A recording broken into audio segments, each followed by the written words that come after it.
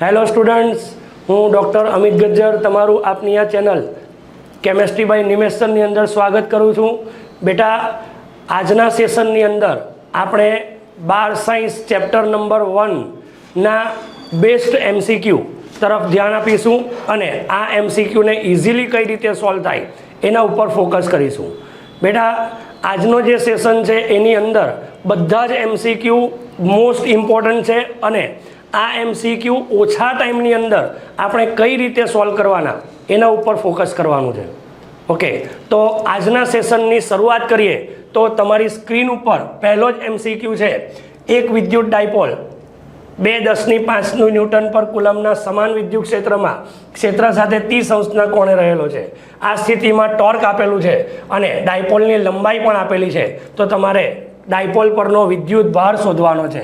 પહેલી વાત એ છે કે અહીંયા તમને વિદ્યુત ક્ષેત્ર આપેલું છે, અહીંયા તમને થીટા આપેલો છે, અહીંયા તમને ટોર્ક આપેલો છે અને અહીંયા ડાયપોલની લંબાઈ જે આપણે લઈએ છીએ 2a = 2 × 10⁻² મીટર આ આપેલું છે અને વિદ્યુત ભાર શોધવાનો છે. બેટા, ટોર્કના બેઝ પર વાત કરીએ તો ટોર્કનું સૂત્ર શું છે? તો ટોર્કનું સૂત્ર છે PE sin θ. બરાબર. ચાલો, પીની જગ્યાએ શું આવે તો 2aq × E sin θ. બરાબર. જેમાં આપણે Q શોધવાનો છે તો આપણે એને કરતા બનાવીએ તો 2ના છેદમાં 2ae sin θ. ચાલો, ટોર્કની વેલ્યુ મૂકીએ તો એ છે 4. 2a તરીકે છે 2 × 10⁻². બરાબર છે. E તમારી પાસે છે 2 × 10⁵. બરાબર. અને sin 30 એટલે અડધો થાય. બરાબર. તો આ રીતના કેલ્ક્યુલેશન બને તમારા. 2 × 2 = 4 ગયા, છેદનો 2 ઉપર જશે તો 2 × 10⁻³ આવો આન્સર આવવો જોઈએ. 2 × 10⁻³ એટલે 2 મિલીકુલમ તમારો આન્સર થઈ જાય. બરાબર છે બેટા. નેક્સ્ટ આગળ જઈએ તો એક દ્વિધ્રુવીને ક્ષેત્રની તીવ્રતા આપેલી છે, થીટા આપેલો છે, ટોર્ક આપેલો છે. બરાબર. 2 સેન્ટીમીટર લંબાઈ આપેલી છે, વિદ્યુત ભારની ગણતરી કરવાની છે. બરાબર. હમણાં જ આ કેલ્ક્યુલેશન કરી ગયા તો જેના બેઝ ઉપર આપણી પાસે સૂત્ર હતું. બરાબર. Q = 2a/2ae sin 30. બરાબર છે. ટોર્કની વેલ્યુ તમારી પાસે 4 છે, 2a ની વેલ્યુ છે 2 સેન્ટીમીટર એટલે 2 × 10⁻². બરાબર. અને તમારી પાસે E છે 2 × 10⁵ અને sin 30 અડધો થયો એટલે તમારો જવાબ કેટલો આવી જાય? 2 × 10⁻³ જે 2 મિલીકુલમ એ આન્સર તમારો આવી જાય છે બેટા. નેક્સ્ટ આગળ જો વાત કરીએ, એક સમાન અને ઉધ્વ દિશામાં ઉપરની તરફ દિશાન્વિન વિદ્યુત ક્ષેત્ર E માં એક ઇલેક્ટ્રોન સ્થિર અવસ્થામાંથી V0 આવી ગયો, શિરોલંબ h અંતરે નીચે પડે છે. હવે આ વિદ્યુત ક્ષેત્રની દિશા તેનું માન સમાન રાખી ઊંધી કરવામાં આવે. આ શિરોલંબ અંતર h પરથી સ્થિર પ્રોટોનને પડવા દેવામાં આવે. અહીંયા પ્રોટોનની વાત કરી છે તો પ્રોટોનને પડતા લાગતા સમયની ગણતરી કરવાની છે. ચાલો, પહેલી વાત તો એ કે મુક્ત પતનની વાત આવી અને મુક્ત પતનમાં પ્રારંભિક વેગ એ 0 થઈ જાય બેટા. બરાબર. બીજી વસ્તુ અહીંયા ઊંચાઈની વાત કરી છે. મગજમાં એક જ વસ્તુ યાદ રાખવાની છે, એક વેગ એક અંતર. એટલે તમારું પેલા અચળ પ્રવેગી ગતિના જે નિયમો છે એમાંથી બીજું ઇક્વેશન તમારું આવે. યાદ રાખજો, જ્યારે અંતરની વાત નહીં કરી હોય ત્યારે હંમેશા પહેલું ઇક્વેશન આવે. એક વેગ એક અંતરની વાત કરી હોય તો બીજું ઇક્વેશન આવે અને 2 વેગ એક અંતરની વાત કરી હોય તો ત્રીજું ઇક્વેશન આવે. તો એના બેઝ ઉપર બીજું ઇક્વેશન જો હું બનાવું તો મને h = V0t + 1/2 at² આવું સૂત્ર મળે, જેમાં h નો h, V0 તો 0 થઈ ગયો તો 1/2. બરાબર. એની જગ્યાએ શું આવશે તો F/m × t². બરાબર છે. ચાલો આગળ વાત કરીએ તો h = 1/2, Fની જગ્યાએ QE લખાય, m × t². તમને પૂછ્યું છે સમય શોધો તો આપણે સમયને કરતા બનાવી દઈએ, બધું સામે જાય તો T square is equal two 2mh ના છેદમાં ક્યુ ઈ થઈ જાય, બરાબર.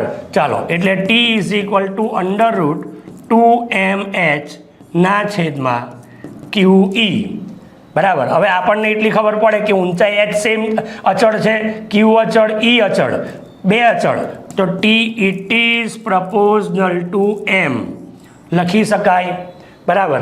હવે આપણને એટલી ખબર છે કે પ્રોટોનની વાત કરી છે, પ્રોટોન માટેનું દળ 1.67 × 10⁻27, એનો મતલબ બહુ નાનું છે, અને જો બહુ નાનું હોય તો સમય પણ નાનો હશે, બરાબર. અહીંયા દળ નાનું છે એટલે સમય નાનો છે, અને માટે આન્સર આવશે એ આન્સર. ઓકે, નેક્સ્ટ આગળ જઈએ. તો ક્રમિક પ્લસ ક્યુ અને માઇનસ ક્યુ વિદ્યુતભાર ધરાવતા બે બિંદુવત વિદ્યુતભારો એ અને બીને એકબીજાથી નિયત અંતર પર અલગ રાખેલા છે, જેથી તેમના વચ્ચે લાગતું બળ F છે. જો એનો 25% વિદ્યુતભાર બી પર ટ્રાન્સફર થાય તો લાગતું બળ કેટલું થાય? ચાલો, પહેલી વાત તો એ લખીએ કે આ પ્લસ ક્યુ છે, આ માઇનસ ક્યુ છે, અને એ બે વચ્ચેનું અંતર હું લઈ લઉં છું R. ઓકે, ચાલો, આટલા અંતરના બેઝ ઉપર મને મળે F is equal to K minus Q plus Q by R², એટલે મને મળે -KQ² ઓકે બેટા. ચાલો, હવે તમને એવું કહે છે કે આ જે વિદ્યુતભાર છે એ વિદ્યુતભાર એ પરનો વિદ્યુતભાર પ્લસ ક્યુ છે, તો પ્લસ ક્યુ પોતાનામાંથી ચોથા ભાગનો વિદ્યુતભાર 25%, એટલે ચોથા ભાગનો વિદ્યુતભાર થયો, તો એ વિદ્યુતભારને પેલાને આપે છે, એટલે Q/4 એ બીજાને આપે છે. તો શું થશે? તો આ તમારું લસા લેશો તો તમને મળશે 3Q/4. જ્યારે પેલો જે માઇનસ ક્યુ ચાર્જ છે એ માઇનસ ક્યુ ચાર્જ પોતાનામાં Q/4 વિદ્યુતભાર લઈ છે, 25% વિદ્યુતભાર લેશે, એટલે તમને મળશે -3Q/4, બરાબર છે. ચાલો, આ બેના બેઝ ઉપર મને F' શોધવો છે, તો F' is equal to K 3Q/4 અને -3Q/4 અપોન અંતર તો R² રાખવાનું છે, બરાબર છે. તો શું થશે? તો 3 × 9 4 × 16, બરાબર, અને આવશે -KQ²/R², બરાબર છે બેટા. તો 9/16 ઇન્ટુ F, આ તમારો F' મળી જાય. તો 9/16નું કેલ્ક્યુલેશન જોઈએ તો તમારો આન્સર બી આન્સર આવી જાય. ઓકે, એકદમ સિમ્પલ પ્રક્રિયા બતાવી. નેક્સ્ટ આગળ જઈએ. તો 10 સેન્ટીમીટર ત્રિજ્યાનો એક ગોળીય વાહક સમાન રીતે વિતરિત આટલા વિદ્યુતભાર ધરાવે છે. આ ગોળાના કેન્દ્રથી 15 સેન્ટીમીટર અંતરે વિદ્યુત ક્ષેત્રનું મૂલ્ય શોધવાનું છે. શું કહે છે તમને? કે 10 સેન્ટીમીટર ત્રિજ્યાનો ગોળો છે, તો આ ગોળાનું ત્રિજ્યા છે 10 સેન્ટીમીટર, બરાબર.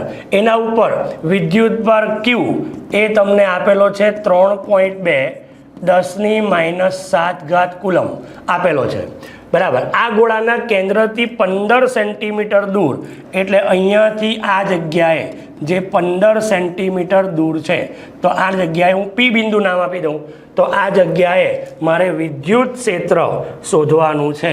ચાલો બેટા, વિદ્યુત ક્ષેત્ર કેવી રીતે મળશે? તો આપણી પાસે E ઇઝ ઇક્વલ ટુ સૂત્ર છે KQ/R². ઓકે, ચાલો, K 9×10⁹, Q 3.2 10⁻⁷, અને R ત્રિજ્યા કેટલી છે? 15 સેન્ટીમીટર, એટલે 15 10⁻², મીટરમાં કન્વર્ટ કર્યો અને એનો સ્ક્વેર કરી નાખ્યો. ચાલો, જો આવું કરશું તો જવાબ કેલ્ક્યુલેટ કરશું તો શું આવશે? તો લગભગ આવશે 1.28 10⁵ ન્યૂટન પર કુલમ. તો આ તમને વિદ્યુત ક્ષેત્ર મળ્યું, જે તમારો સી આન્સર આપી દેશે, બરાબર. તો આ રીતે તમને સી આન્સર મળી ગયો, બરાબર. નેક્સ્ટ આગળ વધીએ. તો આકૃતિમાં દર્શાવ્યા પ્રમાણે વિદ્યુતભાર -Q અને +Q ને L અંતરે મૂકેલા છે. તો આર અંતરે વિદ્યુત ક્ષેત્રની તીવ્રતાનું મૂલ્ય શોધો. અહીંયા લખેલું છે બેટા કે આર એલ કરતાં બહુ જ મોટો છે. હવે એલ કરતાં બહુ જ મોટો છે એટલે એવું સમજી લઈએ કે અહીંયાથી કોઈ એક ચાર્જથી ધારો કે આર પી બિંદુ અહીંયા છે અને આ આર અંતર છે, બરાબર, બહુ જ મોટો લઈ લઈએ. તો તમને બધાને ખબર છે કે લાર્જ ડિસ્ટન્સ મોટા અંતર માટે સૂત્ર છે કેપી બાય આર ક્યુબ. અહીંયા આપણી પાસે અંતર કેપિટલ આર છે તો KP by R cube under રૂટમાં 1+3 cos સ્ક્વેર થીટા, આવું સૂત્ર આવે, બરાબર. આ લાંબા ડિસ્ટન્સ માટેનું સૂત્ર છે. ચાલો આ સૂત્રના બેઝ ઉપર જો વાત કરીએ તો it is proportional two 1/r³ થઈ જાય બેટા, બરાબર. અને 1/r³ થાય તો આ તમારો આન્સર આવી ગયો, એ આન્સર. ઓકે, નેક્સ્ટ આગળ વાત કરીએ તો જ્યારે ઇલેક્ટ્રોન અને પ્રોટોનને 1.6 એંગસ્ટ્રોમ અંતરે મૂકવામાં આવે ત્યારે ઇલેક્ટ્રોનનો પ્રવેગ કેટલો થાય? માસ ઓફ ઇલેક્ટ્રોન અને ઈની વેલ્યુ આપેલી છે, 1/ε0 પણ આપેલો છે. બેટા પ્રવેગની વાત કરી તો આપણી પાસે એક જ સૂત્ર છે, F/m, બરાબર છે બેટા. ચાલો અહીંયા એફની જગ્યાએ શું આવશે તો kq². અહીંયા પ્રોટોન અને ઇલેક્ટ્રોન છે તો આપણે લખીએ કે QP QE/r² ઇન્ટુ તમારે ઇલેક્ટ્રોનનો શોધવાનો છે તો માસ ઓફ ઇલેક્ટ્રોન લઈ લઈએ, બરાબર છે બેટા. ચાલો માસ ઓફ ઇલેક્ટ્રોનના કેલ્ક્યુલેશન કરી દીધા. અહીંયા પ્રોટોન અને ઇલેક્ટ્રોન બંનેના ચાર્જ તો સેમ જ હોય એટલે આપણને મળશે 9 × 10⁹. પ્રોટોન અને ઇલેક્ટ્રોનનો ચાર્જ સેમ 1.6 × 10⁻⁹ થઈ જાય. અંતર કેટલું છે તો 1.6 એંગસ્ટ્રોમ છે તો 10⁻⁻10 થઈ જશે એનો સ્ક્વેર. અને ઇલેક્ટ્રોનનું દળ જે તમને અહીંયા આપ્યું છે 9×10⁻31, બરાબર બેટા. ચાલો કેલ્ક્યુલેટ કરીએ તો 1.6 વર્ગ 1.6 વર્ગ ઉડી ગયા, 9 ઉડી ગયા, બરાબર. તો તમારી પાસે જે જવાબ આવશે બધા ઘાતનો કેલ્ક્યુલેશન કરો તો આ 20 થયા, 31, 38 અને 9 એટલે લગભગ 10⁻22 ઘાત આવે. અને 10⁻22 એટલે તમારો ડી આન્સર થઈ ગયો બેટા, ડી આન્સર. ઓકે, નેક્સ્ટ આગળ વધીએ. આકૃતિમાં દર્શાવ્યા અનુસાર એક ડાયપોલને વિદ્યુત ક્ષેત્રમાં મૂકવામાં આવે તો તે કઈ દિશામાં ગતિ કરશે? ચાલો બેઝિક વાત છે કે અહીંયા પ્લસ ક્યુ છે, અહીંયા માઇનસ ક્યુ છે. બીજી વાત, અહીંયા પ્લસ ક્યુ છે તો અહીંયા ક્ષેત્રરેખા નજીક છે એટલે એનો મતલબ એવો થયો કે આ દિશામાં આને E+ કહી દઉં, E+ તો એ વધારે હશે, બરાબર. અને આ જગ્યાએ ક્ષેત્રરેખા દૂર છે તો આ જગ્યાએ E- એ કેવો હશે? ઓછો હશે, બરાબર. તો વિદ્યુત ક્ષેત્ર એક બાજુ પ્લસ છે, મેક્સિમમ છે, અને એક બાજુ ઘટે છે એટલે મિનિમમ છે. તો એના બેઝ ઉપર હું એવું કહી શકું કે વિદ્યુત ક્ષેત્ર વધારે તીવ્રતાથી ઓછી તીવ્રતા તરફ આવવાનું, બરાબર. તો એના બેઝ ઉપર ડાયપોલ કઈ દિશામાં ગતિ કરશે તો વાત આવી જમણી દિશામાં, બરાબર. ચાલો જમણી બાજુ ગતિ કરે એટલે ડાયપોલ આમ આવવાનો છે, બરાબર. ચાલો પણ તેના કારણે થશે શું તો સ્વાભાવિક છે આમ જેમ આવશે તેમ સ્પીડ વધશે તો સ્થિતિ ઉર્જા ઘટશે. અને સ્થિતિ ઉર્જા ઘટશે તો આન્સર તમારો આવી જશે બી આન્સર. નેક્સ્ટ, +λ અને -λના બે સમાન અનંત રેખીય વિદ્યુતભારો કે જે રેખીય વિદ્યુતભાર ઘનતા ધરાવે છે તેઓને મુક્ત અવકાશમાં એકબીજાથી 2r અંતરે મૂકેલા છે. તો આ બે રેખીય વિદ્યુતભારના મધ્યમાં વિદ્યુત ક્ષેત્ર કેટલું થાય સમજો જરા. શું કહે છે? રેખીય વિદ્યુતભારો જે રેખીય વિદ્યુતભાર ઘનતા ધરાવે છે. ચાલો રેખીય વિદ્યુતભાર ઘનતા એટલે આપણે એક તાર લેવા પડે. આ તાર માટે આનો રેખીય વિદ્યુતભાર ઘનતા λ છે અને આની રેખીય વિદ્યુતભાર ઘનતા -λ છે, બરાબર. જો તેઓના મુક્ત અવકાશમાં એકબીજાથી 2r અંતરે મૂકેલા છે તો આ અંતર જે છે 2r, આ બે વિદ્યુત ભારોની મધ્યમાં એટલે અહીંયા, બરાબર. તો આ અંતર તમારું થઈ જશે આર, આ અંતર થઈ જશે આર, બરાબર.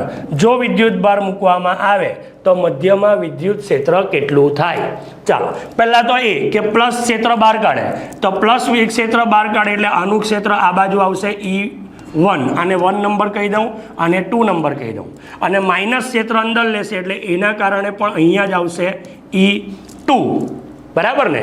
એટલે પરિણામી વિદ્યુત ક્ષેત્ર જો જોઈએ તો E is equal two E1 plus E2 આવું થઈ જાય, બરાબર. હવે આપણી પાસે લેમડાના આધારે સૂત્ર છે 2πε0r, બરાબર છે ને સૂત્ર 2πε0r, આ સૂત્ર આપણી પાસે છે. તો એવું આના માટે કર્યું, પ્લસ એવું બીજા માટે પણ આવશે 2πε0r, તો તમને મળશે 2 લેમડા અપોન 2πε0r. ચાલો 2 તો ગયા, તો lambda upon πε0r, lambda upon πε0r તમારો સી આન્સર આવી ગયો, બરાબર છે. એકદમ ઇઝી મેથડ છે. ઓકે, તો બેટા આ બધા MCQ બરાબર એકદમ ઇઝી હતા. હજુ આગળ જઈએ. આર ત્રિજ્યાનો ધાતુનો એક પોલો ગોળો નિયમિત રીતે વિદ્યુત ભારિત છે. કેન્દ્રથી સ્મોલ આર અંતરે આ ગોળાને લીધે વિદ્યુત ક્ષેત્ર કેટલું હશે? ચાલો શું કહે છે? આર ત્રિજ્યાનો પોલો ગોળો છે, બરાબર. ચાલો આ આર ત્રિજ્યાનો પોલો ગોળો હશે તો બધો વિદ્યુત ભાર સપાટી પર જ હશે. હવે તમને કીધું છે કેન્દ્રથી સ્મોલ આર અંતરે, બરાબર. પણ આ સ્મોલ આર અંતર ક્યાં છે? અંદર છે કે બહાર છે? મીન્સ કેપિટલ આર કરતાં નાનું છે કે મોટું છે? એની કોઈ સ્પેસિફિકેશન આપી નથી.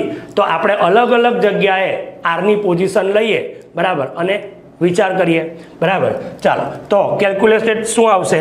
તો આપણને ખબર છે કે ભાઈ આરની અંદર જો જોઈએ, બરાબર, તો યાદ કરો પોલા ગોળા માટે આપણે એક ગ્રાફ કરેલો હતો, બરાબર. આ ગ્રાફ કંઈક આ રીતે હતો, બરાબર. આ રીતે ગ્રાફ હતો, બરાબર. અહીંયા કેપિટલ આર હતો, આ અંદરનો ભાગ અને આ બહારનો ભાગ.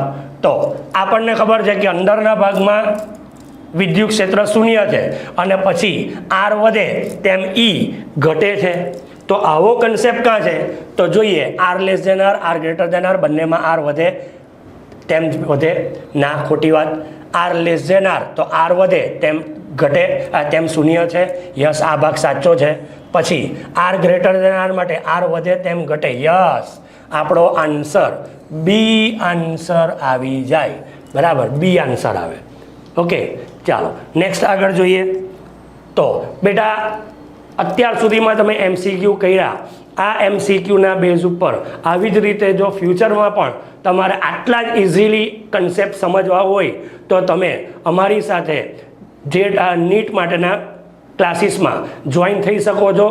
અહીંયા અમારે ત્યાં નીટ અને NCERT બંનેના બેચ ચાલે છે અને બંનેના બેચ બહુ જ પરફેક્ટલી, બહુ જ ડીપમાં તમને કન્સેપ્ટ સોલ્વ કરાવવા માટે તમને બહુ ફાયદો કરશે, બરાબર. તો તમારે જો બેસ્ટ પરફોર્મન્સ આપવું હોય તમારા એક્ઝામમાં અથવા તો તમારે તમારો ગ્રોથ પર બેસ્ટ કરવો હોય તો અમારી સાથે જોડાવા માટે અથવા તો ઇન્ક્વાયરી કરવા માટે અહીં આપેલો નંબર 8866605548 પર કોલ કરીને તમે ઇન્ક્વાયરી કરી શકો છો અને તમે તમારો બેસ્ટ પરફોર્મન્સ માટે તમારી સીટ બુક કરાવી શકો છો. ઓકે, તો નેક્સ્ટ આગળ વધીએ. તમારી પાસે 11મો ક્વેશ્ચન આવી ગયો. અમુક અંતર રહેલ ઇલેક્ટ્રોન અને પ્રોટોન વચ્ચેના કુલંબીય સ્થિત વિદ્યુત બળ અને ગુરુત્વાકર્ષણ બળનો ગુણોત્તર આપેલો છે. કે તમને આપેલો છે તો તમારે ગુરુત્વાકર્ષણ અચળાંક કે અને જીનો ગુણોત્તર શોધવાનો છે. વિદ્યુત ભાર આપેલો છે, દળ આપેલા છે બંનેના. ચાલો શું વાત કરી તમને? તો તમને કીધું છે સ્થિત વિદ્યુત બળ અને ગુરુત્વાકર્ષણ બળ એટલે FE અને FG આવું લઈ લઈએ. FE એટલે કે બંનેનો ચાર્જ સેમ જ હોય, Q²/R² અને FG એટલે G_MEmP/R². ચાલો R² તો ગયા એટલે તમને મળશે KQ²/GMEmP મળશે કે નહીં બેટા? ચાલો શું કેલ્ક્યુલેશન આવશે જીએમઈ એમપીના બેઝ ઉપર બરાબર તો તમને લખ્યું છે FE by FG FE by એફજીનો ગુણોત્તર એ તમને 2.4 10 ની 39 આપ્યો છે એટલે 2.4 ગુણ્યા 10 ની 39 ઇઝ ઇક્વલ ટુ કે બરાબર કેટલો લેવાનો તો કે 9 10 ની 9 બરાબર અથવા તો તમને કે અને જીનો ગુણોત્તર જ માંગ્યો છે તો આપણે આને જ કરતા બનાવી દઈએ ચાલો તો પછી આપણે લાંબુ નથી વિચારવું તો કે અને જીને કરતા બનાવી દઈએ તો FE by FG into G ME MP હમે જાય અને ક્યુ સ્ક્વેર નીચે આવી જાય બેટા બરાબર ચાલો તો કેલ્ક્યુલેશન કરીએ તો એફઈ અને એફજી એનો ગુણોત્તર 2.4 10 ની 39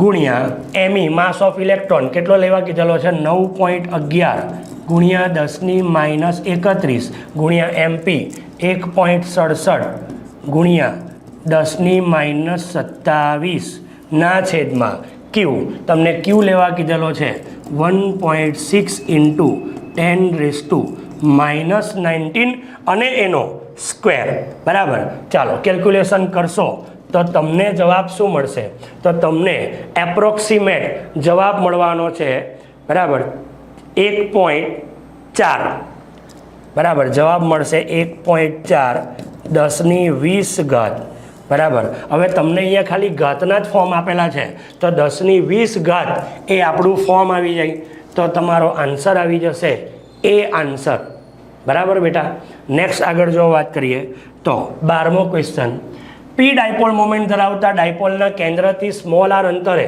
વિષુવવૃત્તીય સમતલ પર રહેલા બિંદુ આગળ વિદ્યુત ક્ષેત્ર કેટલું મળશે તમને એપ્સાઇલોન 0 પરમિટિવિટી આપેલી છે અને આર એ કેલ્ક્યુલેશનમાં લેવાનું છે ચાલો પહેલી વાત તો એ કે ડાયપોલની વાત કરી છે ડાયપોલની વાત કરે તો -q અને +q બરાબર ચાલો અહીંયાથી તમને વિષુવવૃત્તીય વાત કરી છે વિષુવવૃત્તીય એટલે આ રીતે આવે જેમાં આપણે ભણ્યા છે કે ડાયપોલના મધ્યમાંથી અને ડાયપોલને લંબ પસાર થતી રેખા એને વિષુવ રેખા કહેવાય બરાબર તો વિષુવવૃત્તીય પાર્ટ આ થયો તો આ જગ્યાએ વિદ્યુત ક્ષેત્ર શોધવાનું છે ચાલો કેવી રીતે મળશે તો આપણને ખબર છે માઇનસ જે છે એ ક્ષેત્ર અંદર લઈ બરાબર અને પ્લસ જે છે એ ક્ષેત્ર બહાર કાઢે બરાબર તો આ બંને જો આ રીતે હોય તો એ લોકોનું પરિણામી એ મને અહીંયા મળશે કે નહીં પરિણામી વિદ્યુત ક્ષેત્ર અને હું ઈ માઇનસ કહી દઉં અને હું ઈ પ્લસ કહી દઉં તો પરિણામી વિદ્યુત ક્ષેત્ર મને અહીંયા મળે બરાબર ચાલો તો એના બેઝ ઉપર આપણને તો ખબર જ છે કે વિદ્યુત ક્ષેત્રનું સૂત્ર છે કેપી બાય આર ક્યુબ પણ અહીંયા માઇનસ સાઈડમાં આવવાનું છે એટલે -kp બાય આર ક્યુબ એટલે -1/4πε0 p બાય આર ક્યુબ ચાલો આવું કંઈક છે કશે તો માઇનસ ઓકે આપણો આન્સર એ આન્સર આવી જાય બરાબર સિમ્પલ છે નેક્સ્ટ આગળ જોઈએ ±3 10 ની -6 કુલમથી ડાયપોલ ધરાવતા એક ડાયપોલ એક ગોળાની અંદર છે તો ગોળાની આજુબાજુ વિદ્યુત ક્ષેત્ર કેટલું હશે શું કહે છે વિદ્યુતભાર ધરાવતો ડાયપોલ એક ગોળાની અંદર છે ચાલો મને એટલી ખબર પડે કે અંદરની વાત આવે તો આપણી પાસે બંધ ગાળા માટેનું સૂત્ર આ છે બરાબર ફ્લક્સનું સૂત્ર બરાબર તો બંધ ગાળા માટે બંધ ગાળો હોય તો અંદરના ભાગમાં ફ્લક્સ શૂન્ય થઈ જાય બરાબર માટે જવાબ આવી જાય શૂન્ય ઓકે નેક્સ્ટ આગળ બંધ સપાટી પર ઇન્ટિગ્રેશન EdS = 0 હોય તો શું થાય તો સપાટીની અંદર વિદ્યુત ક્ષેત્ર સમાન સપાટીમાં પ્રવેશતી ક્ષેત્રરેખાની સંખ્યા અને બહાર નીકળતી ક્ષેત્રરેખાની સંખ્યા સમાન હોય યસ બરાબર ભાઈ આપણે 0 લાવવાનું છે તો આ ધારો કે એક પૃષ્ઠ ધારી લઈએ અથવા તો એક નળાકાર ધારી લઈએ તો જેટલી ક્ષેત્રરેખા અંદર જતી હોય એટલી જ જો બહાર નીકળે તો જવાબ 0 થાય બરાબર અને માટે આન્સર આવી જાય બી આન્સર નેક્સ્ટ એક વિદ્યુત ડાયપોલને 4×10⁵ તીવ્રતાના વિદ્યુત ક્ષેત્રમાં 60° ખૂણે મૂકવામાં આવી છે. તેને આટલાનું ટોર્ક અનુભવે છે. લંબાઈ આટલી છે તો ડાયપોલ પરનો વિદ્યુત ભાર શોધો. ચાલો પાછી આગળ એકવાર કરી ગયા છે આવું કે 2a બરાબર t sin θ બરાબર છે.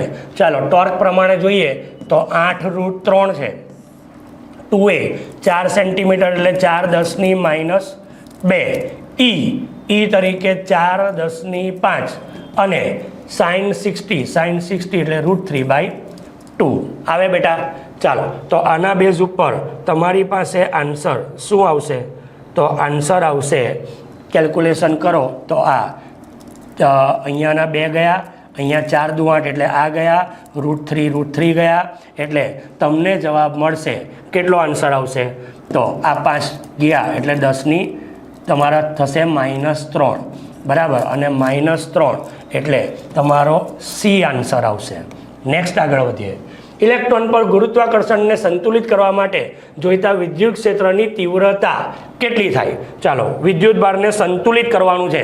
સંતુલન સ્થિતિની વાત આવે એટલે વજન બળ = કુલમ બળ બરાબર. એનો મતલબ ઇલેક્ટ્રોનની વાત છે તો -QE = mg બરાબર છે. ચાલો ઈને કરતા બનાવો તો mg ના છેદમાં q -q ઇલેક્ટ્રોન માટે. m કેટલો છે? તો તમને m ની વેલ્યુ જોઈએ તો ઇલેક્ટ્રોનની વાત કરી છે ને, તો 9.10⁻31 બરાબર. ચાલો જી કેટલો? તો જી 10 લઈ લો, અને ક્યુ કેટલો? તો 1.6 × 10⁻19. ચાલો કેલ્ક્યુલેટ કરો બેટા. કેલ્ક્યુલેટ કરશો તો તમારો આન્સર આવશે -5.6 10⁻11, અને એ બેઝ ઉપર તમારો આન્સર આન્સર આવી જાય. ઓકે, સિમ્પલ મેથડ છે. નેક્સ્ટ આગળ વધીએ. આકૃતિમાં Q1 Q2 વિદ્યુત ભારના કારણે વિદ્યુત ક્ષેત્ર દર્શાવી છે, તો વિદ્યુત ભારની સંજ્ઞા જોવાની છે. ચાલો તમે જુઓ, આ બધાના એરો અંદરની સાઈડ જાય છે. અંદરની સાઈડ કોઈ વિદ્યુત ભાર વિદ્યુત ક્ષેત્ર જો અંદર લેતી હોય તો એ હંમેશા માઇનસ હોય, અને બહાર કાઢે તો એ હંમેશા પ્લસ હોય. એનો મતલબ કે આ ક્ષેત્ર રેખા અંદર લઈ છે બરાબર, તો આ કોણ હશે? માઇનસ હશે. સેમ એસ આ પણ બધી ક્ષેત્ર રેખા અંદર લઈ છે તો આ પણ માઇનસ હશે. એનો મતલબ કે બંને માઇનસ છે. તો Q1 અને Q2 બંને અહીંયા આવશે ઋણ બરાબર. ઋણ વિદ્યુત ભાર હોઈ શકે બરાબર. નેક્સ્ટ આગળ. CSClના સામાન્ય સ્ફટિકીના બંધારણમાં CS+Cl- BCC રચનામાં આકૃતિમાં દર્શાવ્યા પ્રમાણે ગોઠવાય છે.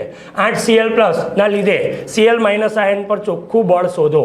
ચાલો બેઝિક વસ્તુ છે, અહીંયા માઇનસ છે બરાબર, અને અહીંયા બાકી બધા પ્લસ છે.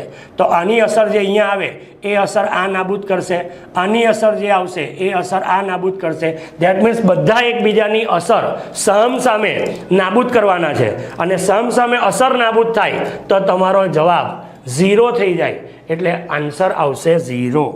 નેક્સ્ટ આગળ જોઈએ. એક પાતળી R ત્રિજ્યાની સુવાહક રિંગ પર +Q ચાર્જ છે. વર્તુળાકાર રિંગના AKB વિદ્યુત ભારથી રિંગના કેન્દ્ર પર વિદ્યુત ક્ષેત્ર E છે, તો રિંગના ACDB વિદ્યુત ભારથી આ વિભાગથી રિંગના કેન્દ્ર પર વિદ્યુત ક્ષેત્ર શોધો. ચાલો શું કહે છે તમને? R ત્રિજ્યાની રિંગ પર વિદ્યુત ભાર Q છે અને AKB બરાબર ના કારણે, તો એનો મતલબ AKB તો અહીંયા Q ચાર્જ છે, અહીંયા Q ચાર્જ છે, અહીંયા Q ચાર્જ છે બરાબર. ચાલો 3 જગ્યાએ Q ચાર્જ આપણે લઈએ બરાબર. શું થશે આખી પ્રક્રિયા? તો આપણને એટલી ખબર પડવી જોઈએ કે ટોટલ ચાર્જ Q છે બરાબર. સમજો આખી પ્રક્રિયામાં કે આખા રિંગ પરનો ટોટલ ચાર્જ Q છે. તો હું 4 પાર્ટ પાડું તો અહીંયા Q/4 Q/4 Q/4 અને Q/4 થવું જોઈએ, પણ અહીંયા તો કોઈ ચાર્જ નથી, એટલે અહીંયા હું લઈશ Q/4 બરાબર, અહીંયા લઈશ Q/4, અહીંયા લઈશ Q/4 બરાબર. 3 જગ્યાએ ચાર્જ ગણીશ તો એના બેઝ ઉપર મને એટલી ખબર પડે કે આના ક્ષેત્રની અસર આ નાબૂદ કરી દેશે, તો ખાલી અહીંયાની અસર જ એક સામે મળશે, અને એના કારણે વિદ્યુત ક્ષેત્ર એ ખાલી એક ચાર્જના કારણે આવે, અને વિદ્યુત ક્ષેત્ર એક ચાર્જના કારણે આવે તો જવાબ તો શું આવે? E આવે બરાબર. બીજું, એ વિદ્યુત ક્ષેત્રની દિશા કે થી ઓ તરફની આવવાની, પ્લસ ચાર્જ છે, ક્ષેત્ર બહાર કાઢે તો કે થી ઓ તરફની. તો આવું કોઈક છે તો યસ છે. ઈ કે થી ઓની દિશામાં, બરાબર. તો તમે આવું બતાવી શકો, બરાબર. સોરી, કે થી ઓની દિશામાં તમને ACBD પૂછ્યું છે ને રિંગના કેન્દ્ર પર. ઓકે, તો આવશે ઈ ઓકે દિશામાં, વિરુદ્ધ દિશામાં મળશે. ઓકે, નેક્સ્ટ આગળ જોઈએ. મુક્ત અવકાશમાં વિદ્યુતની પરમિટિવિટીનું વેલ્યુ કેટલી થાય? ભાઈ આ તો આપણે થિયરી છે. 8.85 10⁻12 આપણી થિયોરિટિકલ ક્વેશ્ચન છે.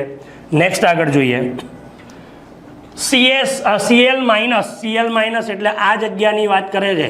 તો આ જગ્યા પર કુલમ બળ શોધો. હમણાં જ કરી ગયા. સામસામે બધા અસર નાબૂદ કરી દેશે અને બધા અસર નાબૂદ કરશે તો જવાબ 0 આવી જશે બેટા. ઓકે, નેક્સ્ટ આગળ જોઈએ. ઓકે, શૂન્ય અવકાશમાં કોઈ બિંદુએ વિદ્યુત ક્ષેત્રની તીવ્રતા શું હોય? તો ભાઈ શૂન્ય અવકાશની વાત કરી છે, બરાબર. ચાલો, શૂન્ય અવકાશમાં કોઈ બિંદુએ વિદ્યુત ક્ષેત્રની તીવ્રતા, તો આપણી તો વ્યાખ્યા છે, બરાબર, કે કોઈ બિંદુએ વિદ્યુત ક્ષેત્રની તીવ્રતા કેટલી હોય? તો એકમ વિદ્યુત ભાર પર લાગતા બળ જેટલી. ભણેલા ને આવું? E = F/Q0, બરાબર. તો એકમ વિદ્યુત ભાર પર લાગતું બળ એ તમને વિદ્યુત ક્ષેત્ર આપે. તો એના બેઝ ઉપર આન્સર આવી જાય તમારો ડી આન્સર. ઓકે, નેક્સ્ટ આગળ વધીએ. આલ્ફા કણનો વિદ્યુત ભાર કેટલો? બેટા આપણને એટલી ખબર છે કે આલ્ફા કણ એટલે 2 પ્રોટોન થાય, બરાબર. તો Q = Ne લઈએ તો 2E થવાનો, બરાબર. તો 2 × 1.6 × 10⁻⁻19 16 દુ 32 એટલે 3.2 10⁻19 થાય અને 3.2 10⁻19 એટલે તમારો સી આન્સર આવી ગયો બેટા. નેક્સ્ટ આગળ વાત કરીએ. બંધ પૃષ્ઠની અંદરની બાજુએ 20 માઇક્રોકુલમનો વિદ્યુતભાર મૂકવામાં આવે તો પૃષ્ઠ સાથે સંકળાયેલું ફ્લક્સ ફાઈ છે.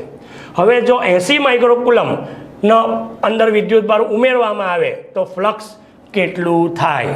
ચાલો, શું કહે છે ભાઈ કે 20 ઉમેરો, 20 હોય અને બંધ પૃષ્ઠની વાત કરી તો ફ્લક્સ ફાઈ છે. તો ફાઈ આપણી પાસે સૂત્ર છે Q/ε0. તો Q તમારો આવશે 20⁻6/ε0. આ તમારી પહેલી વાત આવી ગઈ. હવે એવું કહે છે કે 80 માઇક્રોકુલમ વિદ્યુતભાર ઉમેરવામાં આવે. તો ભાઈ પહેલાં 20 તો હતો જ, એમાં 80 ઉમેરો છો તો હવે 100 માઇક્રોકુલમ થઈ ગયો બેટા, બરાબર. તો φ' શું આવશે? તો 100 માઇક્રોકુલમ એટલે હું લખી દઉં છું Q'/ε0. તો 100 માઇક્રો 10⁻6/ε0. તો ઇક્વેશન આવી ગયું આટલું, બરાબર. ચાલો હવે શું કરીએ આપણે? તો બંનેનો ગુણોત્તર કરી નાખો. તો 5'/5, બરાબર, = જશે 100 10⁻6/20 10⁻6 20 × 100. તો તમને 5' = 5 × 5 આવ્યો, બરાબર, 5 5 જેટલો. તો આન્સર આવી ગયો એ આન્સર. ઓકે, નેક્સ્ટ આગળ જઈએ. એક અનંત લંબાઈનો રેખીય વિદ્યુતભાર 2 સેન્ટીમીટરે આટલું વિદ્યુત ક્ષેત્ર ધરાવે તો રેખીય વિદ્યુતભાર ઘનતા શોધવાની છે. ચાલો એકદમ સિમ્પલ દાખલો. λ =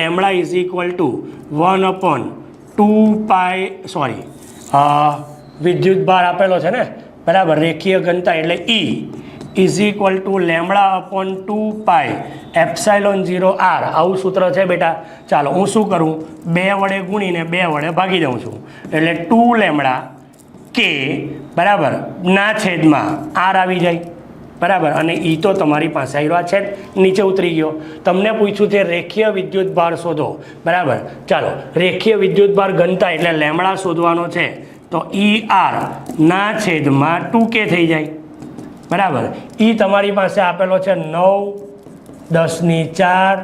R આપેલો છે 2 સેન્ટીમીટર એટલે 2 અને k છે 9/9, બરાબર છે બેટા. ચાલો આ ગયા, બરાબર. શું થશે?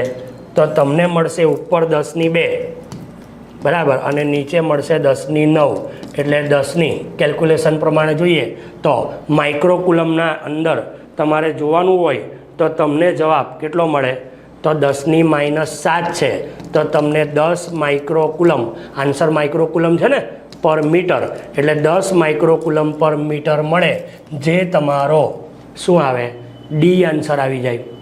ઓકે, નેક્સ્ટ આગળ વધીએ. સમબાજુ ત્રિકોણ એબીસીના દરેક શિરોબિંદુ પર સમાન ક્યુ ચાર્જ છે તો ઓ બિંદુએ વિદ્યુત ક્ષેત્ર શોધવાનું છે. એકદમ બેઝિક વાત જો તમને કરી દઉં તો જ્યારે સામે બધા વિદ્યુતભાર પ્લસ હોય અથવા બધા વિદ્યુતભાર માઇનસ હોય, બરાબર, તો હંમેશા કેન્દ્ર પર વિદ્યુત ક્ષેત્ર શૂન્ય થાય. બરાબર, કારણ કે દરેક એકબીજાની અસર નાબૂદ કરી નાખે, તો આ જગ્યાએ વિદ્યુત ક્ષેત્ર શૂન્ય થઈ જાય અને માટે આન્સર આવશે 0 આન્સર. નેક્સ્ટ, આપેલ આકૃતિમાં ઓ એ બીનું મધ્યબિંદુ છે તો ક્યુ વિદ્યુતભાર પરનું બળ શોધવાનું છે. ચાલો, ઓ એ મધ્યબિંદુ છે, તમે જાતે વિચારો, અહીંયા માઇનસ ક્યુ છે તો એનું ક્ષેત્ર આમ જ લાગે, માઇનસ ક્યુ વિદ્યુતભાર આકર્ષણ કરે, માઇનસ પ્લસ છે તો આકર્ષણ કરશે એટલે આમ લાગશે, આ પ્લસ પ્લસ છે તો અપાકર્ષણ કરે તો એનું આમ લાગશે. એનો મતલબ એફ એ એક જ દિશામાં છે તો એફ એ પ્લસ એફ બી થઈ જાય બેટા. બરાબર, ચાલો એફ એ પ્લસ એફ બી બંનેના અંતર સેમ છે. બરાબર, તો આપણે શું લખી શકીએ કે Q by r/2 whole square plus K Q by r/2 whole square થશે બેટા. ચાલો, તો તમને મળશે આનો 4 અને આનો 4, 4 ને 4 8 કે ક્યુ બાય r સ્ક્વેર મળે કે નહીં બેટા. ચાલો, તો આવો કોઈ આન્સર છે? યસ, આન્સર છે સી આન્સર. બરાબર ને, આના 4 ઉપર ગયા, આના 4 ઉપર ગયા એટલે 8 જવાબ કેલ્ક્યુલેશનમાં આવે. બરાબર, નીચેના પૈકી કયો ગુણધર્મ સ્થિર વિદ્યુતભાર વડે સંતોષાતો નથી? છે એવું નથી શોધવાનું છે. તો ભાઈ સ્થિત વિદ્યુતભાર હોય તો એની અંદર વિદ્યુતભારનું સંરક્ષણ તો થવાનું જ છે. બરાબર, વિદ્યુત ઉત્પન્ન થતું ચુંબકીય ક્ષેત્ર, ભાઈ વિદ્યુતભારની અંદર વિદ્યુત ક્ષેત્રની વાત આવે, ચુંબકીય ક્ષેત્રના કેલ્ક્યુલેશન નહીં બતાવતા. બરાબર, ગતિ કરતો વિદ્યુતભાર હોય તો ચુંબકીય ક્ષેત્ર આવે, પણ સ્થિર વિદ્યુતભાર હોય તો ચુંબકીય ક્ષેત્રની વાત નહીં આવે. એટલે આપણો આ નિયમ સંતોષાતો નથી. બરાબર, બાકી બધા તો સંતોષાય છે. નેક્સ્ટ આગળ જોઈએ. કેવું વિદ્યુતભાર સાથે સ્મોલ આરના વિદ્યુતભારી ગોળીય વાહકનો કેન્દ્રથી સ્મોલ આર અંતરે બરાબર આવેલા બિંદુએ વિદ્યુત ક્ષેત્રની તીવ્રતા કેટલી હશે? એકદમ સિમ્પલ વાત કીધી છે ભાઈ કે વિદ્યુતભારિત ગોળીય વાહક. હવે વિદ્યુતભારિત ગોળીય વાહક હોય બરાબર, તો એ તો બધો વિદ્યુતભાર બહાર જ હોય, અંદર તો આવવાનો નહીં. તમને શું કીધું છે કે સ્મોલ આર, એ સ્મોલ આર કોણ છે? તો મેઇન ત્રિજ્યાની અંદરનો ભાગ છે, તો ત્યાં વિદ્યુત ક્ષેત્રની તીવ્રતા કેટલી? તો આ તમારો કેપિટલ આર છે અને તમને સવાલ પૂછે છે અહીંયા સ્મોલ આર માટે. ગોળીય વાહક છે એટલે બધો વિદ્યુતભાર સપાટી પર હોય તો અંદરના ભાગમાં વિદ્યુત ક્ષેત્ર શૂન્ય થઈ જાય, તો જવાબ આવી જાય ડી આન્સર. બરાબર, નેક્સ્ટ, આટલા અને આટલા વિદ્યુતભાર ધરાવતા અને એકબીજાથી 30 સેન્ટીમીટર અંતર રહેલા ગોળા વચ્ચે કેટલું બળ લાગે? એકદમ ઇઝી સવાલ કે Q1 Q2 by r square કે 9×10⁹ બરાબર, Q1 તરીકે 2×10⁻⁷ 3×10⁻⁷ ના છેદમાં r કેટલો આપેલો છે? 30 સેન્ટીમીટર એટલે 30×10⁻² નો વર્ગ આપી દીધો બેટા. બરાબર, ચાલો કેલ્ક્યુલેશન કરીએ તો 3 દુ 6 બરાબર, એટલે 9×6 ગુણ્યા 10ની 7 ને 7 14, 14માંથી 9 જાય એટલે આ 2, એટલે 10ની કેટલી થાય? આ 9માંથી 7 ગયા એટલે 2, તો 10⁻5 બરાબર. અને આને ગણી લો 30×30 અને 10⁻4 થઈ ગયો. બરાબર, ચાલો અહીંયા આવી જાય 3, અહીંયા આવી જાય 10, 3 દુ 6, અહીંયા આવી જાય 10 બરાબર, 2 5 10. ચાલો કેલ્ક્યુલેટ કરી નાખો, શું આન્સર આવે બેટા? તો તમારો આન્સર મળી જશે તમને. બરાબર, શું મળવાનો છે? કેલ્ક્યુલેશન કરીએ તો 5 3 બરાબર, 3 5 15 એટલે તમારો કેલ્ક્યુલેટેડ આન્સર લગભગ 6 બરાબર 6 10 - 3 આવી જાય તો તમને મળે બી આન્સર બરાબર. નેક્સ્ટ આગળ જઈએ. ઓકે નેક્સ્ટ આગળ જઈએ. અસમાન વિદ્યુત ક્ષેત્રમાં ડાયપોલ મૂકેલી છે તો તે શેનો અનુભવ કરી શકે? ભાઈ અસમાન વિદ્યુત ક્ષેત્ર છે તો સ્વાભાવિક છે અસમાન વિદ્યુત ક્ષેત્રમાં બળ બી લાગે બરાબર અને વિદ્યુત ક્ષેત્રનો બી અનુભવ થશે. તો એનો મતલબ એવો થયો કે અસમાન વિદ્યુત ક્ષેત્ર હશે તો અપાકર્ષણ આકર્ષણની પ્રક્રિયા બી થવાની બરાબર. તો અપાકર્ષણ અને યુગ્મ એટલે બળની જોડ તો લાગવાનો, પરિણામી બળ એ પણ લાગવાનો અને માત્ર યુગ્મ એ પણ લાગવાનો. 3 એ 3 લાગે એનો મતલબ કે ઉપરના તમામ એ તમારો સાચો આન્સર આવે બરાબર. નેક્સ્ટ ઇલેક્ટ્રોન પર વિદ્યુત ભારની હાજરી કોણે શોધી? તો ભાઈ પહેલાં ઓઇલનો પ્રેક્ટિકલ કરેલો બરાબર, મિલિકન નામના વૈજ્ઞાનિકે બરાબર, તો એણે કરી. નેક્સ્ટ દર્શાવ્યા પ્રમાણે 3 કણોને સમાન વિદ્યુત ક્ષેત્રમાં સમાન વેગ સાથે ક્ષેત્રને લંબ પ્રક્ષેપિત કરવામાં આવે છે તો કયા કણનો વિદ્યુત ભારથી દળનો ગુણોત્તર વધારે હશે? ભાઈ વિદ્યુત ભારથી દળનો ગુણોત્તર વધારે હશે આનો મતલબ એવો થયો કે આવો વિદ્યુત ભાર એ સૌથી વધારે આમ કરીને ટર્ન લેશે, મીન્સ કર્વ વધારે બનશે બરાબર. અને કર્વ વધારે બનશે તો એવો કયો છે? તો આ જ એવો છે સી કે જેનો કર્વ વધારે બને છે, માટે આન્સર આવી ગયો સી આન્સર. કર્વ વધારે બને કારણ કે અહીંયા વધુ કીધું છે બરાબર, કદાચ ઓછી કહેતે તો એ આવતે બરાબર. ચાલો નેક્સ્ટ આગળ વધીએ. ઇલેક્ટ્રિક ડાયપોલને અસમાન વિદ્યુત ક્ષેત્રમાં મૂકતા તે ખાલી જગ્યા અનુભવે છે. ચાલો અસમાન વિદ્યુત ક્ષેત્રમાં મૂકીએ તો સ્વાભાવિક છે એના પર બળ અને ટોર્ક બંને લાગે. યાદ કરો સમાન વિદ્યુત ક્ષેત્ર હોય તો માત્ર ટોર્ક લાગે અને અસમાન વિદ્યુત ક્ષેત્ર હોય તો બળ અને ટોર્ક બંને લાગે બરાબર. નેક્સ્ટ આગળ. એ બાજુવાળા ચોરસના કેન્દ્રથી a/2 અંતરે ક્યુ વિદ્યુતભાર મૂકતા સમઘનની કોઈ એક બાજુનું ફ્લક્સ શોધવાનું છે. ચાલો શું કહે છે? સમઘનની વાત કરી છે તો આ આપણે દોરી નાખીએ સમઘન બરાબર. આ આપણે સમઘન દોરી નાખ્યો. તમને એવું કહે છે કે એ બાજુવાળા ચોરસના કેન્દ્રની ઉપર a/2 અંતરે ક્યુ વિદ્યુતભાર a/2 અંતર એટલે અહીંયા બરાબર. આ a/2 અંતરથી હોય એક છેડાથી તો a/2 અંતરે ક્યુ વિદ્યુતભાર મૂકતા બરાબર કોઈ એક બાજુનું ફ્લક્સ, ખાલી આપણે એક બાજુનું ફ્લક્સ શોધવાનું છે તો એમ તો 6 બાજુ છે બરાબર. તો 6 બાજુનું ફ્લક્સ ફાઈ થાય તો એક બાજુનું ફ્લક્સ છઠ્ઠા ભાગનું થઈ જાય તો છઠ્ઠા ભાગનું એટલે તમારો જવાબ 5/6 એટલે કે q/6 ε0. ચાલો વિદ્યુતભારની વિશે નીચેનામાંથી કયું સાચું નથી બરાબર. ચાલો શું આવશે? તો વિદ્યુતભાર અદિશ રાશિ છે ભાઈ, આ તો સાચું છે. અશૂન્ય સ્થિર દળના કણ પર શૂન્ય વિદ્યુતભાર હોઈ શકે, યસ હોઈ શકે બરાબર. અલગ કરેલી પ્રણાલીમાં વિદ્યુતભાર હંમેશા સંરક્ષિત, વિદ્યુતભારનું સંરક્ષણ કીધું છે.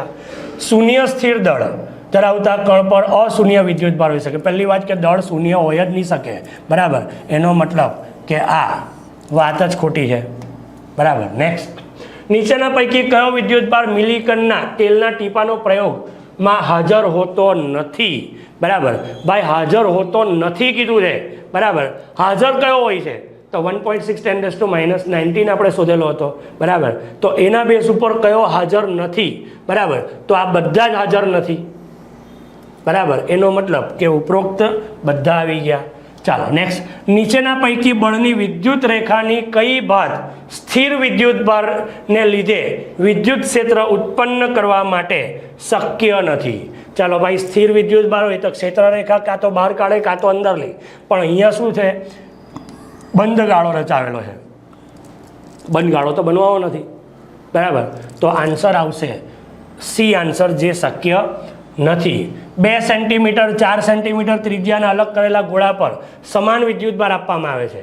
આ ગોળાની સપાટી પર વિદ્યુતભારની ઘનતાનો ગુણોત્તર શોધો. ચાલો વિદ્યુતભાર ઘનતાની વાત કરી છે તો આપણે ગોળાની વાત કરી, ગોળા માટે પૃષ્ઠ આવે તો સિગ્મા = q/a સૂત્ર આવે. હવે સિગ્મા = q તો છે પણ ગોળા માટે 4πr² આવે. ચાલો તો બેટા આના પરથી હું એવું બોલી શકું કે sigma is proportional to 1/r². Okay, ચાલો તો એના બેઝ પર σ1/σ2 is equal to R2/R1 whole square. ચાલો R2 તમારો 4 છે, R1 2 છે, ઉપર નીચે સેન્ટીમીટરની વેલ્યુ જતી રહેશે તો 2, બરાબર. હવે અહીંયા 2 આવી ગયો તો 2 નો વર્ગ 4/1, 4:1 નો ગુણોત્તર આવ્યો, બરાબર. 4:1 આ તમારો આન્સર આવ્યો. નેક્સ્ટ આગળ જોઈએ. 1 કુલમના 2 વિદ્યુત ભારોને 1 કિલોમીટર દૂર મૂકવામાં આવે તો બળ કેટલું થાય? ચાલો એકદમ easy. F is equal to K Q1 Q2 by R², બરાબર. ચાલો K તરીકે 9 × 10⁹, Q1 તરીકે 1 કુલમ, Q2 તરીકે 1 કુલમ અને અંતર 1 કિલોમીટર છે એટલે 1000 એટલે 10⁻³ જ કરી દઉં ને, બરાબર. તો 10⁻³ નો વર્ગ થઈ જાય, બરાબર. એટલે 3 દુ 6 તો 9 × 10⁻³ આવે. 9 10⁻³ તમારો આન્સર એ આન્સર આવી જાય, બરાબર. એ આન્સર. નેક્સ્ટ આગળ જોઈએ. વિદ્યુત બળ રેખાઓની દિશામાં તેના વેગ સાથે ઇલેક્ટ્રોન તેના ક્ષેત્રમાં દાખલ થાય તો શું થાય? ચાલો, વેગ સાથે ઇલેક્ટ્રોન દાખલ થાય. પહેલી વાત તો એ કે વિદ્યુત બળ રેખાઓની દિશામાં, બળની રેખાની દિશામાં, બરાબર, વેગ સાથે ઇલેક્ટ્રોન દાખલ થાય. હવે બળની રેખાની દિશામાં ઇલેક્ટ્રોન દાખલ થાય તો સ્પીડ ઘટી જવાની. કદાચ પ્રોટોન દાખલ થયેલો હતો તો સ્પીડ વધશે, બરાબર. તો સ્પીડ શું થવાની? ઘટી જવાની છે. તો ઇલેક્ટ્રોનનો વેગ એ ઘટી જશે. ઓકે બેટા. નેક્સ્ટ આગળ જોઈએ. ન્યુક્લિયસમાં પ્રોટોન અને પ્રોટોન વચ્ચેનું બળ કયું હોય? ભાઈ પ્રોટોન હોય કે ગમે તે હોય, એ લોકો વચ્ચેનું બળ આપણે કયું લઈ શકીએ? બરાબર. તો કુલમ બળ બી લેવાય અને ન્યુક્લિયર વચ્ચે જે બળ લાગે તો ન્યુક્લિયર બળ પણ લેવાય, બરાબર. તો આ પણ આવે અને આ પણ આવે, એનો મતલબ કે ઉપરના બંને આવી શકે, બરાબર. ચાલો નેક્સ્ટ. સમાન વિદ્યુત ક્ષેત્રમાં મૂકેલા વિદ્યુત ડાયપોલ કઈ સ્થિતિમાં બળયુગ્મની મહત્તમ ચાક માત્રા અનુભવે છે? ચાલો, મહત્તમ ચાક માત્રા અનુભવવાની છે ભાઈ, બરાબર. તો કેલ્ક્યુલેશન શું આવે મહત્તમ ચાક માત્રા અનુભવવા માટે? તો પહેલી વાત તો એ કે બળ યુગ્મના બેઝ પર જોઈએ તો આપણી પાસે τ is equal to PE sin θ, બરાબર. એ કેલ્ક્યુલેશન આવે. હવે તમને મહત્તમ ચાક માત્રા જોઈતી હોય તો સાઇનની વેલ્યુ 90 આવે, બરાબર. તો τ ઇઝ ઇક્વલ ટુ PE મળે ક્યારે? જ્યારે θ એ 90 તમે લો છો, બરાબર. ચાલો 90 આવ્યું એટલે ક્ષેત્રની દિશાને કેવું મૂકવામાં આવે? લંબ મૂકવામાં આવે તો મેક્સિમમ આવે. અને કદાચ 0 પૂછેલું હોય તો સાઇન 0 લાવવું પડે, તો સાઇન 0 0 થઈ જાય એટલે થીટાની વેલ્યુ તે વખતે 0 આવે. તો બંને સમાંતર થઈ જશે, બરાબર. નેક્સ્ટ આગળ જોઈએ. 7 અને -5 માઇક્રોકુલમ ધરાવતા 2 બોલ એકબીજાને F બળથી આકર્ષે છે. બંનેમાં -2 માઇક્રોકુલમ ઉદ્ભવવામાં આવે તો બળ કેટલું થાય? ચાલો, F is equal to K 7 -5, બરાબર. માઇક્રો છે એટલે પહેલાં ચેન્જ કરીએ. K 7 10⁻⁶ -5 10⁻⁶ by R². આપણે એને R² જ રાખીએ, બરાબર. તો F is equal to -K અથવા તો -7 × 5 = 35 K ગુણ્યા 10⁻⁶ ને 6 12 બાય R². આ તમારો એમનેમ જનરલ બળ આવ્યું. હવે તમને એવું કહે છે બંનેમાં -2 ઉમેરો તો Q1 કેટલો થઈ જાય? તો 7ની અંદર -2 ઉમેરો એટલે 5 માઇક્રોકુલમ થઈ જાય. અને Q2 કેટલો થઈ જાય? તો -5ની અંદર -2 ઉમેરો એટલે -7 માઇક્રોકુલમ થઈ જાય, બરાબર છે. ચાલો હવે પાછું આ બંનેને લઈને કેલ્ક્યુલેશન કરીએ તો F, બરાબર, F dash is equal to K 5 10⁻⁶ અને -7 10⁻⁶ બાય R². તો તમારો જવાબ તો -7 × 5 = 35 K, બરાબર, 10⁻12 બાય R² જ આવવાનો છે. અને આ જ આન્સર આવે તો તમે લખી શકો F dash is equal two F અને F dash is equal two F. તો તમારો આન્સર એ જ આવી જાય બેટા, એ જ આન્સર આવશે. નેક્સ્ટ. ચાલો, પૃષ્ઠ એસમાંથી કેટલું ફ્લક્સ પસાર થાય? ચાલો, કેટલું ફ્લક્સ પસાર થાય તમને એટલી ખબર પડવી જોઈએ બેટા કે આ બંધ પૃષ્ઠની અંદરનો વિદ્યુતભાર 2Q છે, બરાબર. આપણી પાસે ફાઈનું સૂત્ર છે ક્યુ બાય એપ્સાઇલોન 0, જેમાં ક્યુની જગ્યાએ હું લખીશ 2q બાય એપ્સાઇલોન 0, બરાબર. અને 2q બાય એપ્સાઇલોન 0 એટલે તમારો આન્સર બી આન્સર આવી જાય, બરાબર. નેક્સ્ટ આગળ જઈએ. જો વિદ્યુત ફ્લક્સના ગાઉસના પૃષ્ઠમાંથી બહાર આવતું ફ્લક્સ હોય, જો વિદ્યુત ફ્લક્સ ગાઉસના પૃષ્ઠમાંથી બહાર આવતું ફ્લક્સ હોય તો પૃષ્ઠ સાથે સંકળાયેલ ફ્લક્સ કેટલું થાય? તો સ્વાભાવિક છે, બહાર આવતું વાત કીધું છે તો ધન વિદ્યુતભાર હશે, બરાબર. અંદર આવતું હોય તો ઋણ આવશે. નેક્સ્ટ, બે સમાન ત્રિજ્યાના સૂક્ષ્મ ગોળા પરનો વિદ્યુતભાર 10 માઇક્રોકુલમ અને -20 માઇક્રોકુલમ આપેલો છે, જે તેમના વચ્ચેના અનુભવાતા બળ F1 થી r અંતરે મૂકેલા છે. જો તેઓ એકબીજાના સંપર્કમાં હોય અને પછી સમાન અંતરે અલગ કરવામાં આવે તો નવું બળ F2 છે. તો F1 અને F2 નો ગુણોત્તર શોધવાનો છે. ચાલો શું કરશું ભાઈ? પહેલાં તો તમને એવું કીધું કે બે ગોળા પરનો વિદ્યુતભાર આટલો છે. ચાલો, એટલે F = K 10 10 - 6 -20 10 - 6 અને તેમની વચ્ચેનું અંતર આપ્યું છે ના, આપણે r જ લેવાનું છે તો r², બરાબર. ચાલો, એટલે -200 ગુણ્યા 10 - 6 k/r². આ તમારો F આવી ગયો. હવે તમને સમાન ત્રિજ્યાના ગોળા કીધા છે, તો જ્યારે બે સમાન ગોળા હોય એને સંપર્કમાં લાવીને છૂટા પડો તો એક પર સરેરાશ જેટલો જાય, બરાબર. એટલે તમને હવે Q' = Q1' = Q2' એ જો તમે લો તો તમને શું મળે? તો Q1 + Q2/2. હવે Q1 હતો તમારો 10, Q2 હતો -20/2 એટલે -10/2 એટલે -5 માઇક્રોકુલમ થઈ ગયો બેટા, બરાબર.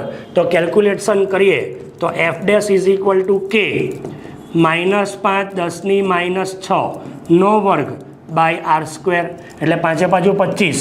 તો તમને મળશે, અહીંયા -12 આવે, બરાબર ને, -6 - 6 એટલે તમને મળશે -25 ગુણ્યા 10 - 12 k/r² થશે બેટા. ચાલો, આના પ્રમાણે કેલ્ક્યુલેશન કરવા જઈએ તો શું કેલ્ક્યુલેશન આવે?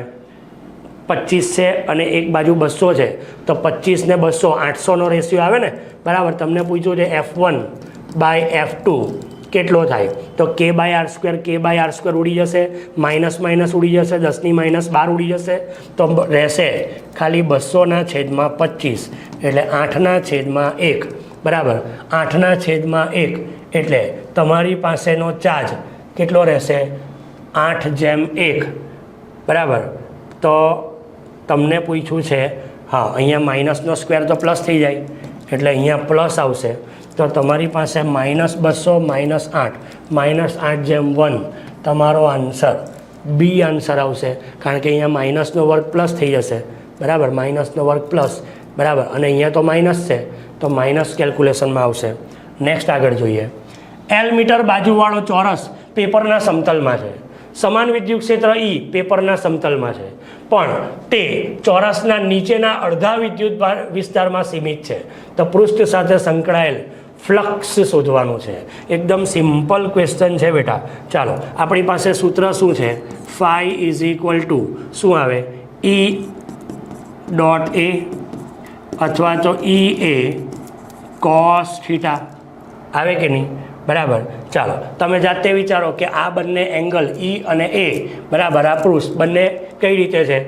તો એકબીજાને 90 ડિગ્રી પર છે, અને 90 ડિગ્રી પર છે તો cos 90 0 થઈ જાય, તો EA cos 90 એટલે 0, તો બધું 0 આવી ગયું. ઓકે, નેક્સ્ટ આગળ વધીએ. ગાઉસનો નિયમ ε0 ∫ E ds = Q દ્વારા આપવામાં આવે છે. જો ગાઉસિયન પૃષ્ઠ દ્વારા ઘેરાતો વિદ્યુતભાર શૂન્ય હોય તો શું કહેવામાં આવે? તો પૃષ્ઠ પર હંમેશા શૂન્ય જ હોય. અંદર આવતી અને બહાર જતી વિદ્યુત ક્ષેત્ર રેખાઓ સમાન હોય. અહીં ચોખ્ખી અંદર આવતી ક્ષેત્ર રેખાઓ હોય અને એક પણ નહીં. ચાલો, શું કેલ્ક્યુલેશન બતાવશો ભાઈ? તો તમને એવું કીધું છે કે ઘેરાતો વિદ્યુતભાર શૂન્ય હોય, બરાબર, તો એના બેઝ ઉપર અંદર આવતી અને બહાર આવતી ક્ષેત્ર રેખાઓ કેવી હશે? સમાન હશે. નેક્સ્ટ આગળ જોઈએ. સમાન અને વિરુદ્ધ વિદ્યુતભારની ઘનતા સિગ્માવાળી બે અને સમાંતર તકતીઓ એકબીજાથી અંતરે છે, બરાબર. તો તકતીઓ વચ્ચે આવેલા બિંદુ આગળ વિદ્યુત ક્ષેત્ર શોધવાનું છે. ચાલો, પહેલી વાત તો એ કે તકતીઓ વચ્ચે અહીંયા તમને બે પૃષ્ઠ આપ્યા છે, બરાબર. અહીંયા હું પૃષ્ઠ બતાવી દઉં છું, બરાબર. બંને પૃષ્ઠ માટે હું કીધું સમાન અને વિરુદ્ધ વિદ્યુતભાર. ચાલો, સમાન અને વિરુદ્ધ વિદ્યુતભાર હોય તો એકની પૃષ્ઠ ઘનતા પ્લસ હોય તો બીજાની માઇનસ હોય. તમને શું કીધું છે? આ બે તકતીઓ એકબીજાથી આર અંતરે આવેલી ગણી લો, તો આ તમારું આર અંતર થઈ ગયું. તો આવેલી તકતીઓના વચ્ચે આવેલા બિંદુએ અહીંયા તમારે શું શોધવાનું છે? વિદ્યુત ક્ષેત્ર શોધવાનું છે, બરાબર. ચાલો, શું થશે બેટા?